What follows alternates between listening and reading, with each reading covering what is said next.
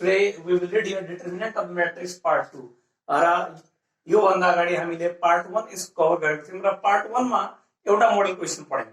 त्यसमा के थियो भने तुरन्तै फ्याक्टर आउँथ्यो C1 बाट C2 अथवा C2 बाट C3 गर्दाखेरि तुरन्तै फ्याक्टर आउँथ्यो। तर अहिले के छ भने this is the model second र यो मोडल क्वेशनमा तुरन्तै आउँदैन। यो फ्याक्टर छ कि 1 + 1/x यसमा जे गरे पनि तुरन्तै फर्स्ट स्टेपमै आउँदैन।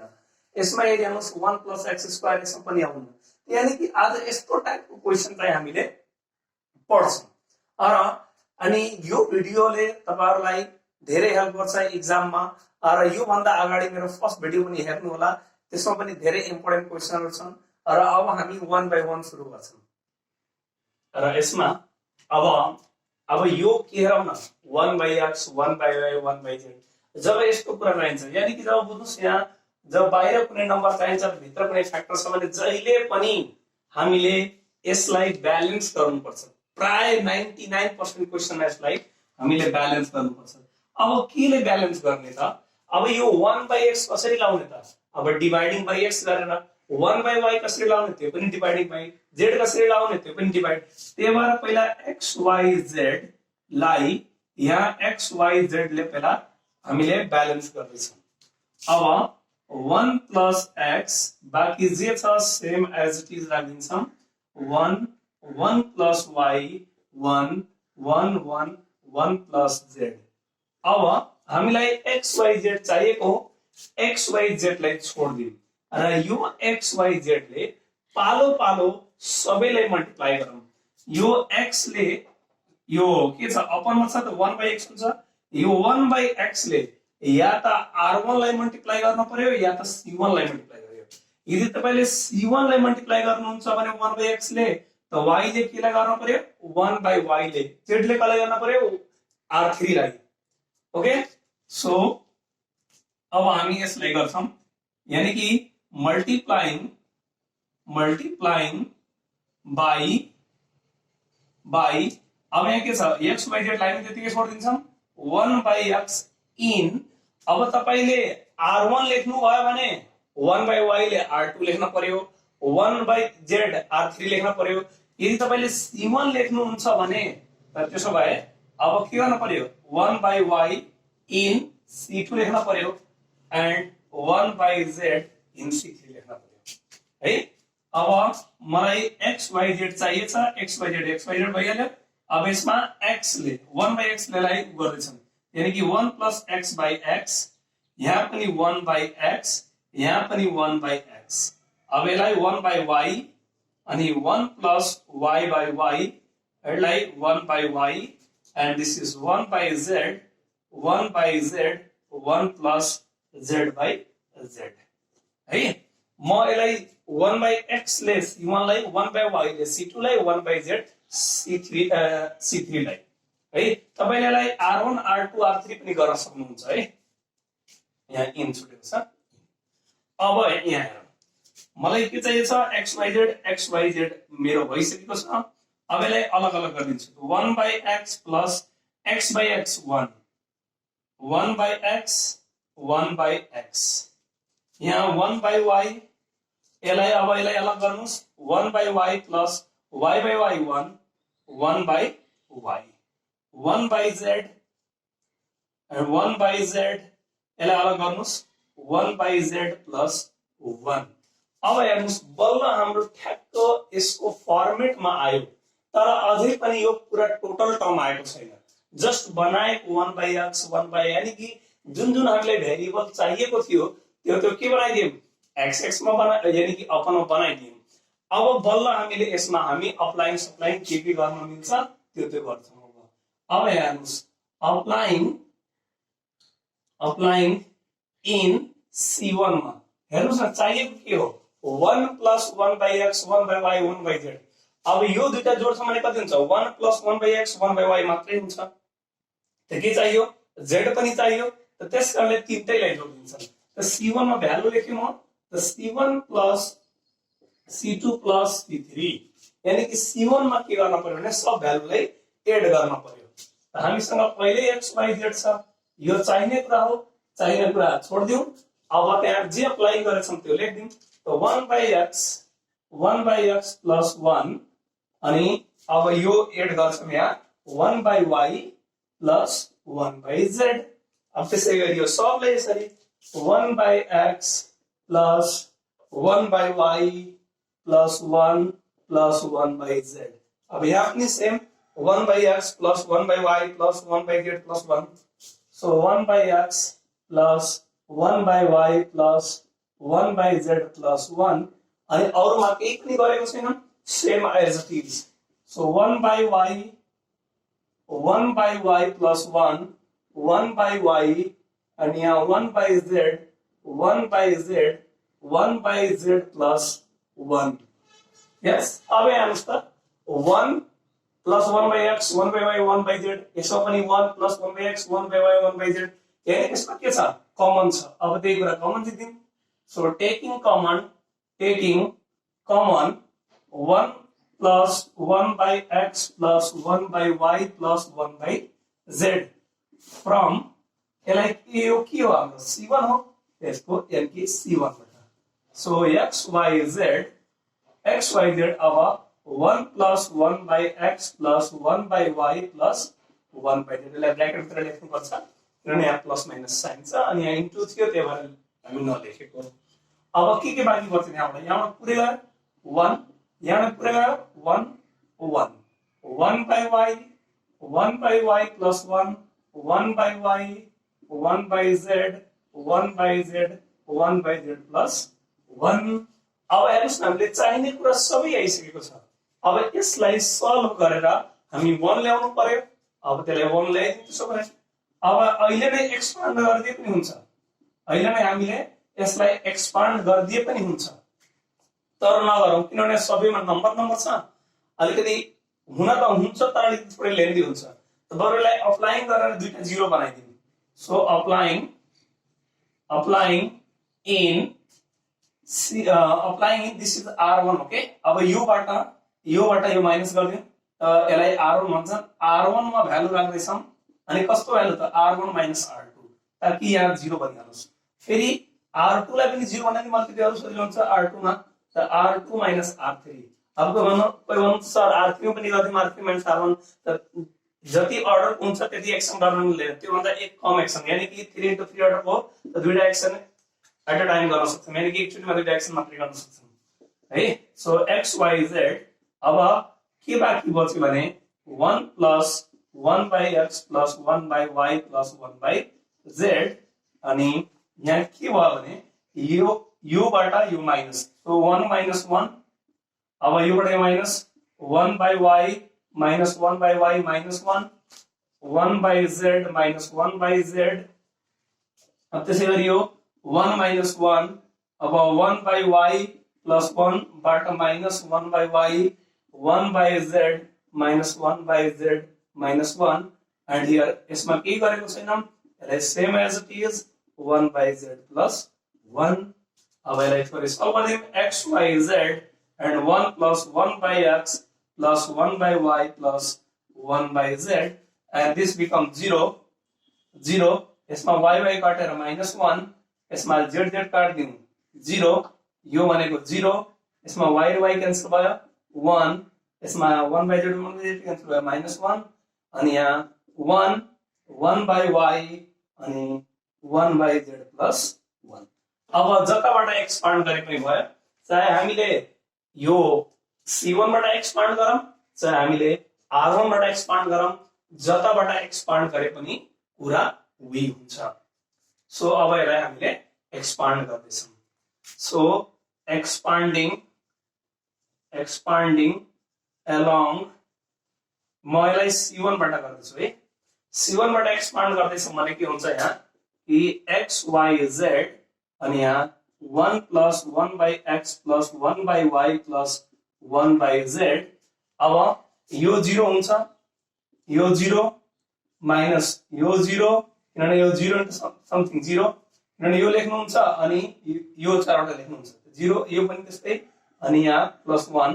अब यो रो र यो कलम गयो अनि के बाँकी बच्छ -1 0 1 -1।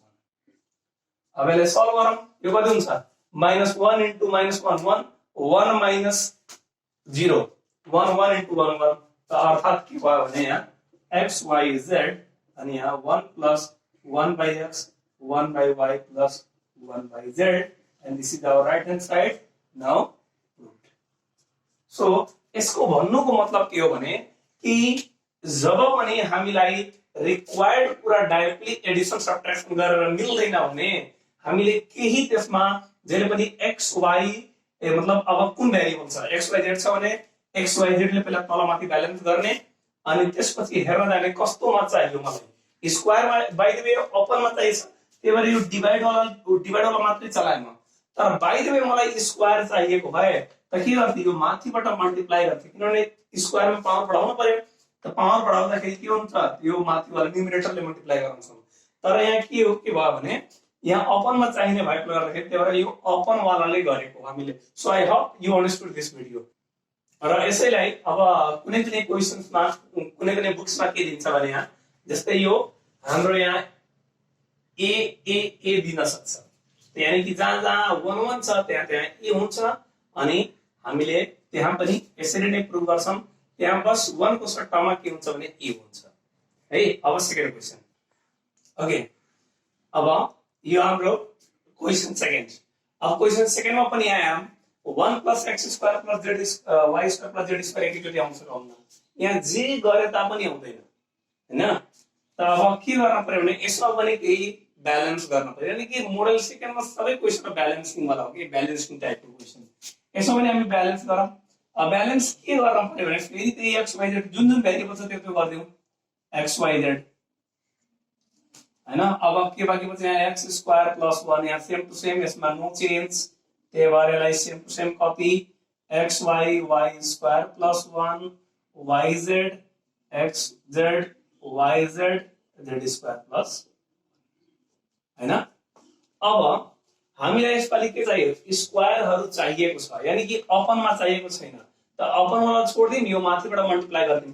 अब यो x ले चाहे c1 लाई मल्टिप्लाई गर्नुस् चाहे r1 लाई मल्टिप्लाई गर्नुस् भन्नु मतलब कि यो x ले तपाईले c1 लाई गर्नुहुन्छ भने y ले c2 लाई z ले c3 लाई यदि यो x ले r1 लाई गर्नुहुन्छ भने y ले r2 लाई यानी कि जे काम गर्दाखेरि सिरियल वाइज गर्न पर्यो त अब के गर्दैछु भने म multiplying by x in r1 म r1 में मल्टिप्लाई गरेँ x ले r1 में कमा y in r2 and z in r3 है r3 में z ले मल्टिप्लाई गरेँ अब यहाँ हेर्नुस् यो माथिको सब मल्टिप्लाई गरिसक्यो त्यसको बाद तल के बच्यो माथिको चाहिँ 1 1 by x by z अनि अब यो x ले मल्टिप्लाई गर्छ x स्क्वायर प्लस 1 हैन दुईटा छ त्यही भएर ब्रैकेट लगाइदिएको अब यहाँ x ले x स्क्वायर y यहाँ x ले x स्क्वायर z अब यसमा y ले गर्दैछौं के हुन्छ x y स्क्वायर अनि यहाँ के हुन्छ y अनि दुईटा टर्म छ त्यही भएर यो ब्रैकेटमा अनि यहाँ y स्क्वायर z अनि त्यसपछि यो के भयो x यहाँ यसलाई z ले so xz square y z square अनि यहाँ z यहाँ पनि दुईटा टर्म छ त्यही भएर यो यसलाई यसरी गरियो अब हेर्नुस् ध्यान दिएर स्टुडेन्टहरुलाई मोस्टली यही कन्फ्युजन हुन्छ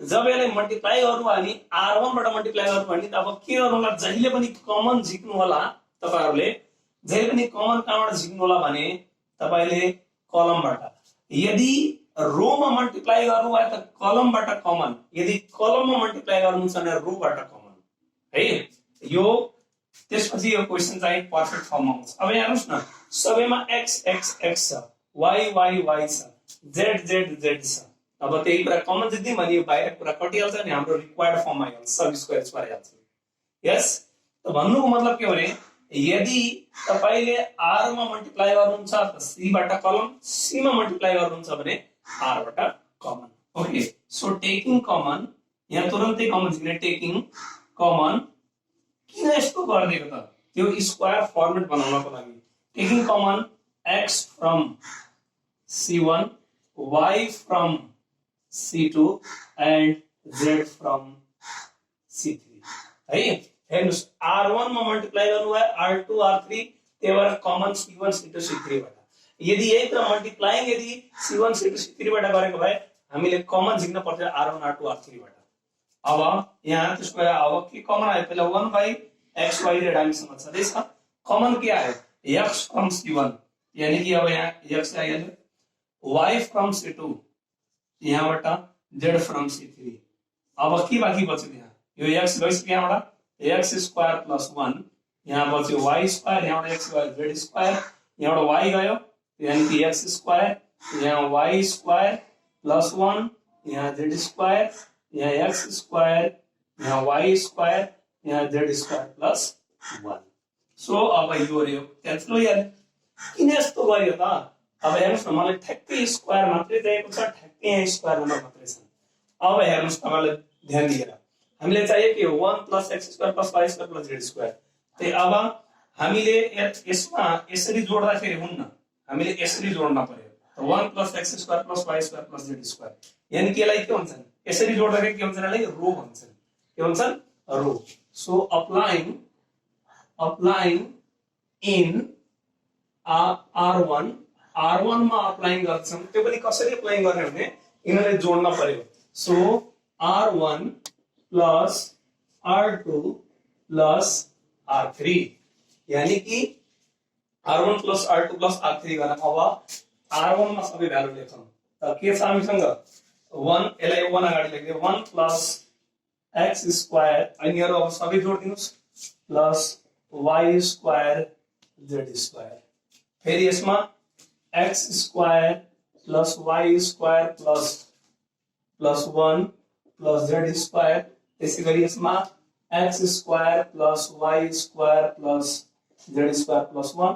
अरुमा कुनै पनि काम भएको छैन त्यसकारण same as it is y square z square अनि यसमा y square plus 1 z square अनि y square and z square plus 1।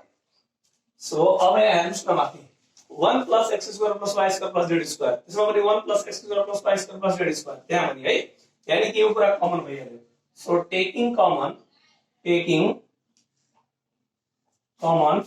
1 + x square + y square + z square from यो नाम के हो R1 के नाम हो R1 त्यही भएर R1 बाट अब यो भयो 1 + x square + y square + z square common भइहाल्यो। यो प्लस मा छ त्यही भएर फेरि ब्र्याकेट भित्र अब 1 अनि y square z square 1 y square + 1 z square यहाँ 1 y स्क्वायर z स्क्वायर + 1।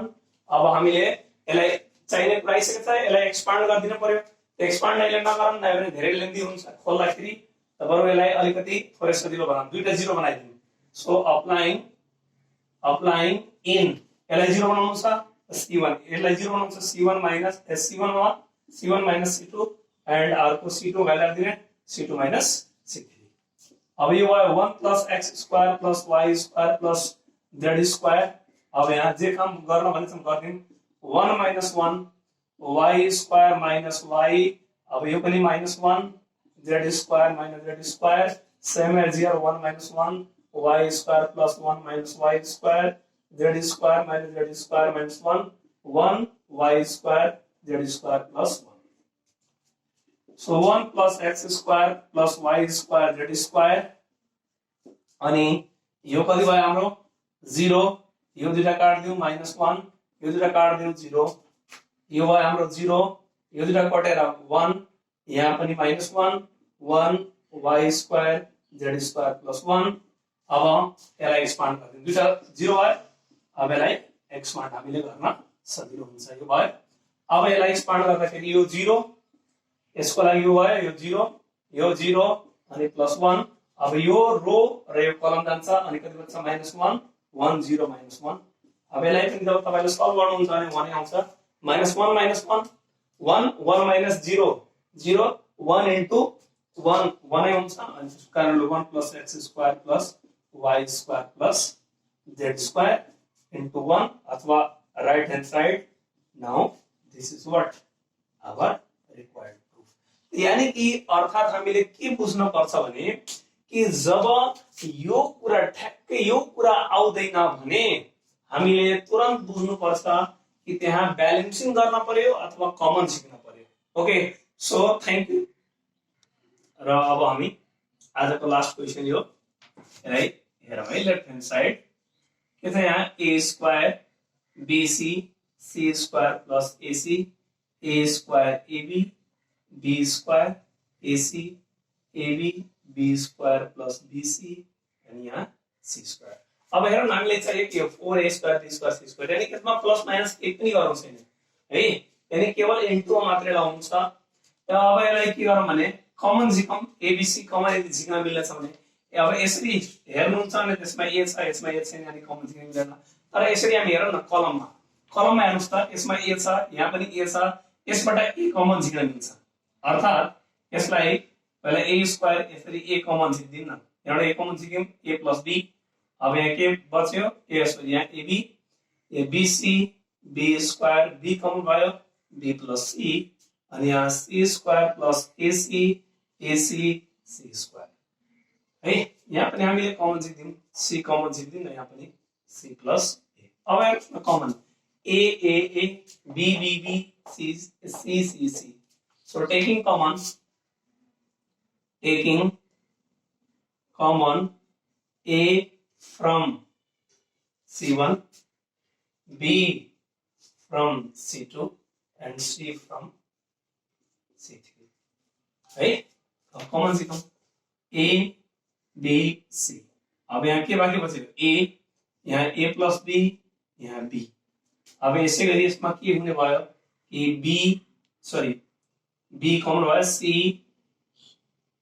अनि यसमा एउटा B कमन भयो एउटा B अनि यहाँ B प्लस C।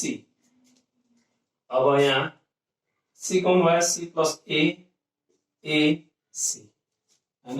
अब यसलाई अलिकति क्यान्सल गर्न मिल्छ भने यसलाई क्यान्सल गरौँ हैन, क्यान्सल गरेर एक्सपान्ड गरौँ, यहीँबाट हामी एक्सपान्ड गर्न सक्छौँ। एक्सपान्ड गरिदिने भने त्यही पनि हुन्छ, एक्सपान्डै गरिदिउँ। बाइ द वे अरु कसैले 0 रो बनाउन यदि सक्नुहुन्छ भने 0 बनाएर गर्नुला, नाइले यसैबाट एक्सपान्ड गर्दै पनि भयो। एक्सपान्डिङ अलोङ द r1 बाट मैले एक्सपान्ड गरेछु, a लेख्दिए यो रो र यो कलम भयो अनि के भयो b a b plus c c minus c यो रो र यो कलम भयो, बाकी बच्यो a plus b a b c अनि त्यसै गरी अब यहाँ प्लस के हुनु भयो c प्लस a अनि यो रो र यो कलम भयो a plus b b b b plus c। अब यसलाई हामीले बस क्याल्कुलेसन गर्न छ, सिम्पल क्याल्कुलेसन। यो भयो abc यहाँ a, यो भयो bc minus ab minus ac minus c same as ac plus bc minus ab ac plus bc minus ab plus c plus a।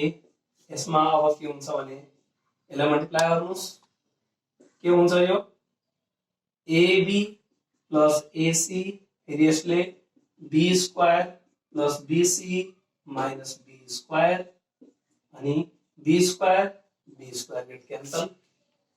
अब यसलाई सिम्पली मल्टिप्लाई गर्दै जान्छ, अब कट्ने जति कट्छ बच्ने जति चाहिँ हाम्रो क्यान्सल हुन्छ।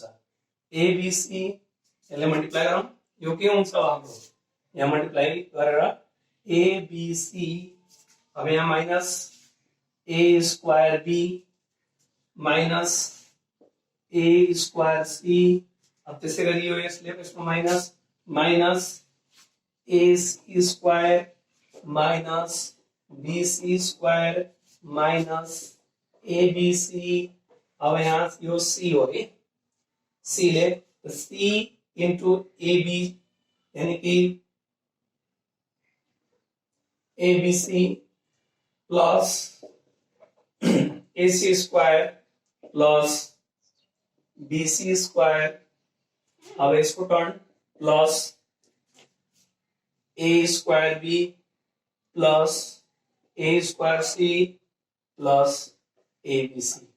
अब यार हम काटना मिलने जति काट दिन, minus abc plus abc a square b in minus, a square b in plus, this and this get cancelled.